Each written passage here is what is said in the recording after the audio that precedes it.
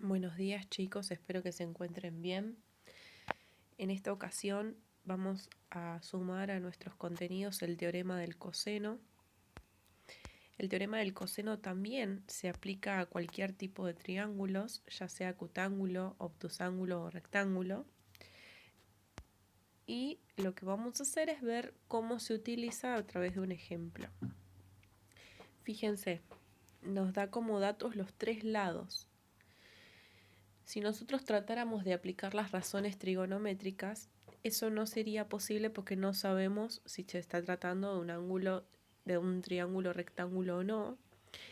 Y por otro lado, si intentamos plantear el teorema del seno, van a notar que se van a poder rellenar en esa fórmula todos los lados, pero ninguno de sus ángulos, de manera que ninguno de los miembros nos quedaría completo como para poder empezar a despejar los otros. Entonces, en esta ocasión se recurre a este nuevo teorema, que es el teorema del coseno. En el teorema del coseno vamos a tener también que prestar atención a lo que son los lados y sus ángulos opuestos. Y la manera de armarla es la siguiente. Vamos a tener tres fórmulas diferentes. Fíjense, si nosotros elevamos el lado azul al cuadrado, eso va a ser igual a la suma del cuadrado de los otros dos lados. Hasta acá se parece como un poco al teorema de Pitágoras, solamente que se le agrega al final 2 por los dos lados que no son azules también, pero sin elevar al cuadrado, por el coseno del ángulo azul, que es el opuesto al lado azul. De manera que el ángulo azul y el lado azul van a estar al principio y al final de la fórmula. Vamos a ver, porque yo dije que son tres fórmulas, así que vamos a trabajar con los tres lados y los tres ángulos. La segunda fórmula sería la verde, fíjense. También nos arma el lado verde al cuadrado. Eso es igual a la suma del cuadrado de los otros dos lados, menos 2 veces cada uno de esos otros lados por el coseno del ángulo verde. Y lo mismo pasaría con lo rojo. De esta forma nos van a quedar tres fórmulas armadas en base a un mismo triángulo, que puede ser obtusángulo, cutángulo o rectángulo, y vamos a ir teniéndolas presentes para trabajar a lo largo del ejercicio. Por ejemplo, siempre lo primero que tenemos que hacer es plantear la fórmula. En este caso, quizás ustedes tienen la posibilidad de trabajar con el teorema del seno o del coseno, porque ambas fórmulas son válidas para estos tipos de triángulos. Pero como les dije antes, el teorema del seno quizás no aporte los datos suficientes. Así que vamos a plantear el teorema del coseno con los lados y ángulos que nos plantee en el enunciado.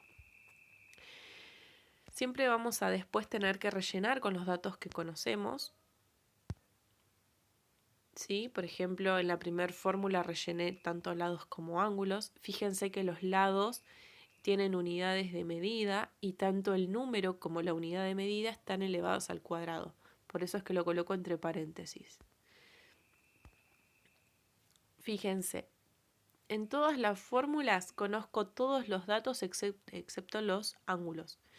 Así que lo que puedo hacer es trabajar con cualquiera de esas fórmulas y despejar solamente los ángulos que estoy teniendo. Vamos a ver cómo trabajar. Siempre me planteo la formulita en un costado, los datos que tengo también. Así que vamos a elegir una ecuación, como les dije, cualquiera, y vamos a empezar a despejar el ángulo.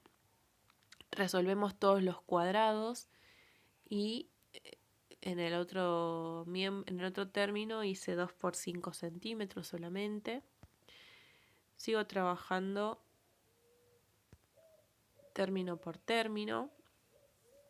Noten que el coseno del ángulo B está multiplicándose por 2 por 5 por 6 centímetros. De manera que ese número no pasaría sumando, sino dividiendo luego. Los otros sí, como son términos aislados, pasan restando. Hasta que llega a esta instancia donde me queda un número igualado a otro número por el coseno del ángulo. Ahí pasa dividiendo.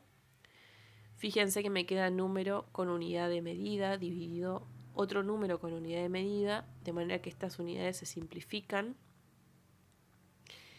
Y me queda 0,2 es igual al coseno de b.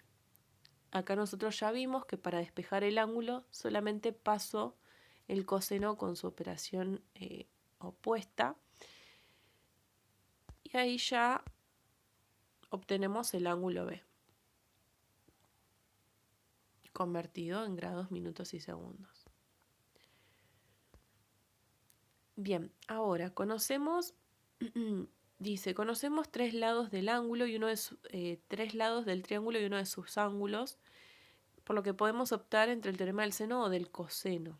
¿Sí? En ambos casos debo llegar a los mismos resultados muy aproximados. Ahora, si nosotros planteáramos el tema del seno, lo que nos quiere decir es que ya vamos a tener un miembro, que esté completo tanto arriba como abajo. O sea que podemos elegir seguir trabajando con el teorema del coseno y despejar, porque recuerden que teníamos las tres fórmulas y las incógnitas eran solo los ángulos. De esta manera despejaríamos otro de sus ángulos de la misma forma. O trabajar con el teorema del seno. Rellenamos los datos que conocemos y elegimos para despejar el ángulo que queramos. En este caso elegí el mismo ángulo para que veamos que nos van a dar resultados súper aproximadísimos, 44 grados 45 minutos o 44 grados 25 minutos. ¿Sí? La diferencia es por el recorte de los decimales, como siempre pasa. Y por último nos falta buscar el otro ángulo. Así que acá podemos usar simplemente la suma de ángulos interiores de un triángulo. Podemos volver a usar el teorema del seno o despejar la fórmula del coseno que nos quedaba pendiente. Así que vamos a elegir una. Yo elijo siempre la más fácil porque es la que nos va a dar un resultado más exacto. Y solamente despejamos el ángulo que nos faltaba, que es el A. De esta forma ya encontré los tres ángulos que me faltaban y solamente nos queda por hacer esta actividad de clase y también esta otra actividad. Espero que se haya entendido y cualquier cosita me consultan. Saludos.